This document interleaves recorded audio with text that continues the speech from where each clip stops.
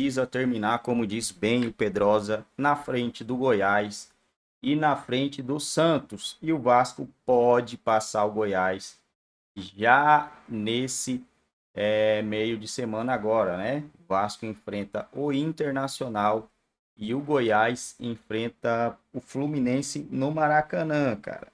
É muito provável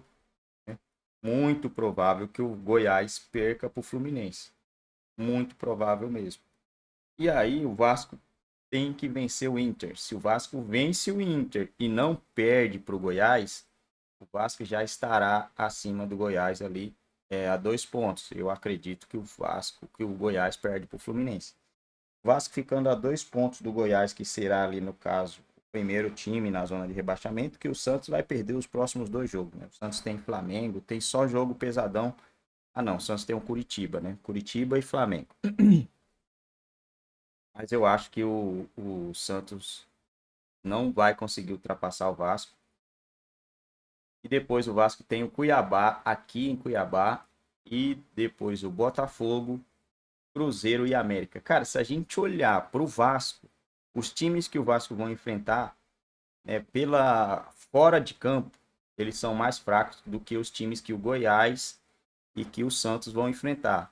Goiás e Santos têm só pedreira, né? Pedreiras. O jogo do Vasco contra o Inter é um time que não vence fora de casa. Tomara que continue assim. E o Botafogo, o Vasco vai ter o Botafogo, né? Jogo pesado aí é o Botafogo. Já os outros times têm muitos jogos pesados. Aí depois o Vasco tem o Cruzeiro que é um pior mandante, e o Vasco vai ter o América Mineiro nos seus mandos. Então, tá muito favorável ao Vasco a tabela, né? Em questão ao Santos e ao Goiás. Dá para o Vasco escapar dessa zona de rebaixamento. Vamos torcer para que o Vasco continue mantendo o mesmo ritmo de jogo. Continuar mantendo o mesmo ritmo, a mesma pegada, o Vasco se livrará. Mas o torcedor quer ver ele, né, antes disso, a 4, a 5 pontos da zona de rebaixamento. Antes de tudo isso, antes de chegar ao final do campeonato, para tirar aquela tensão, né, aquele aperto que dá.